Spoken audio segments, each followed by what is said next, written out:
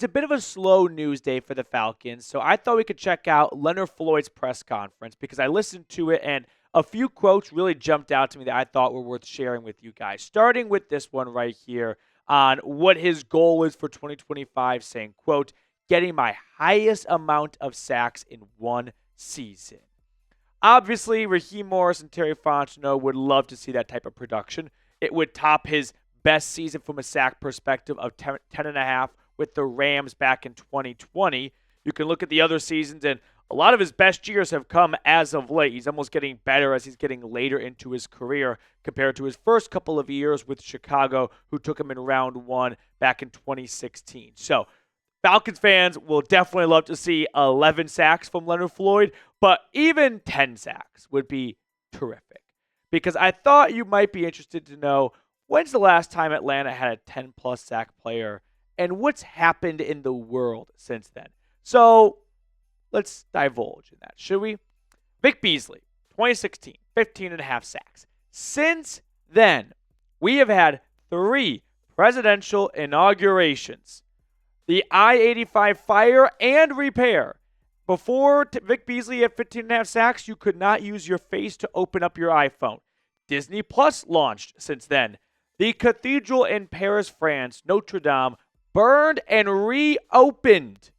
Sears went out of business. Old Town Road set all those records on the Billboard Top 100. Saudi Arabia started letting women drive in their country. Let that sink in. The Falcons have not had a player with double-digit sacks for as long as women have been driving around Saudi Arabia.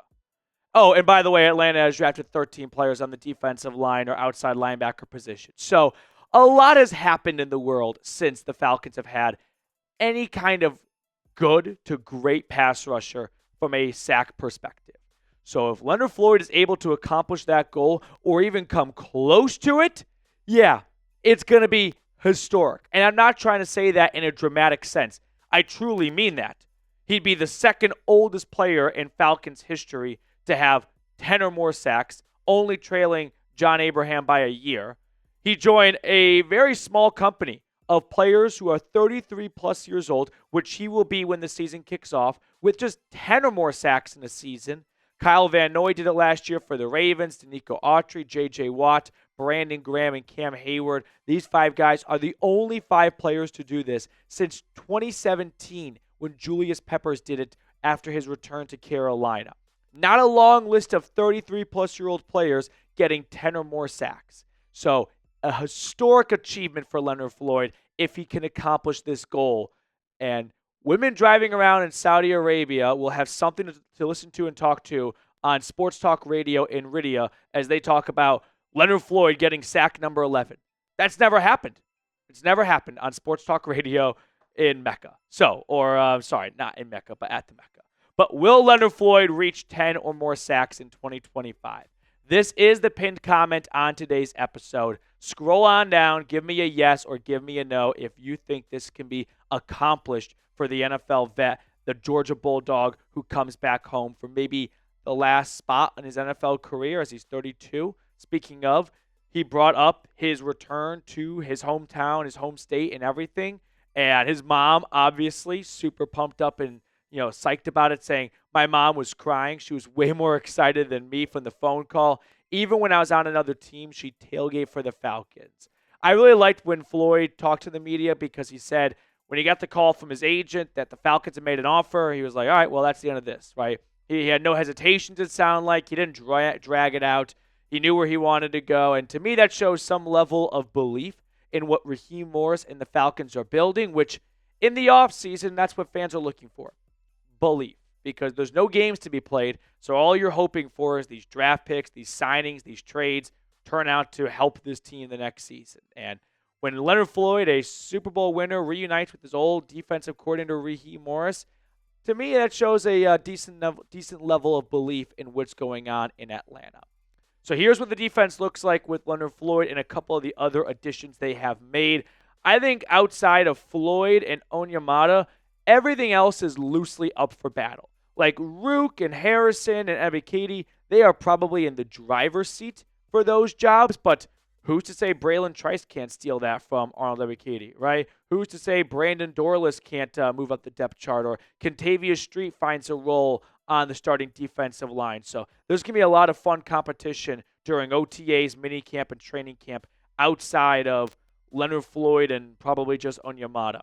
Then in the secondary, you've got A.J. Terrell, Clark Phillips, Jesse Bates, Jordan Fuller, and Mike Hughes. So you bring back one face from free agency in Mike Hughes. You bring in a consistent starter for a long time with the Rams and then most recently with the Panthers in Jordan Fuller. I believe these signings of Floyd, Hughes, Fuller, they create some level of flexibility. Because going into free agency, what was Atlanta's three biggest needs? Pass rush, corner, safety. Those were three vacancies. And all three of those vacancies have been filled. So what that allows Atlanta to do in the draft is not feel pressured to reach for a player at a certain position because they need help at that position. These are three position groups that still need better influx of talent, but if there's a great corner when Atlanta's on the clock at 15, they can feel a little bit more comfortable waiting on an edge rusher because they brought in Leonard Floyd. Leonard Floyd is not there to solve their pass rushing woes, but he is there to just give Terry and Raheem a little bit of breathing room to go. It's not the end of the world if we decide to go at the different position because we think Malachi Starks or Nicky Manwari or Will Johnson is going to be a perennial Pro Bowler at the next level. So with this flexibility, one player that's really just flying up my draft charts for the Falcons is Georgia linebacker Jalon Walker.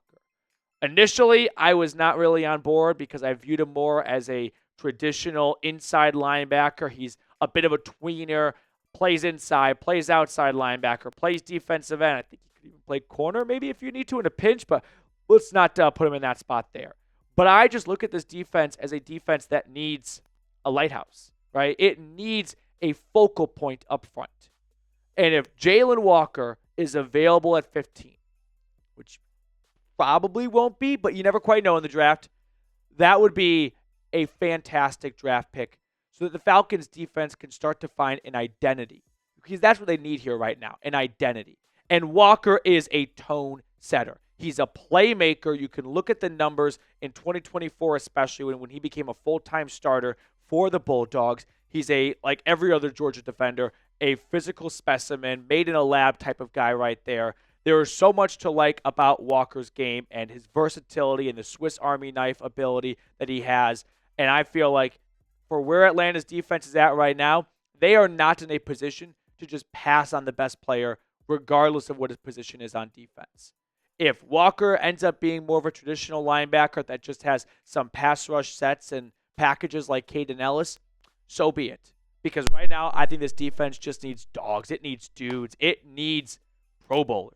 And if you think Walker is going to be someone that sticks around for 10 years plus because he's that great of a player, don't get too caught in the weeds of, but we really wanted a 5 technique. Who gives a shit? Go get the best player on defense right now. This defense should be starting from scratch. So let me know, who would you like to select at pick number 15? I had Will Johnson as number 1 for me. I might have to reorganize that. It might go Jalon Walker, Will Johnson, and then like Mike Green, James Pearson, Mykel Williams. Those three guys are above the other defensive ends in my book.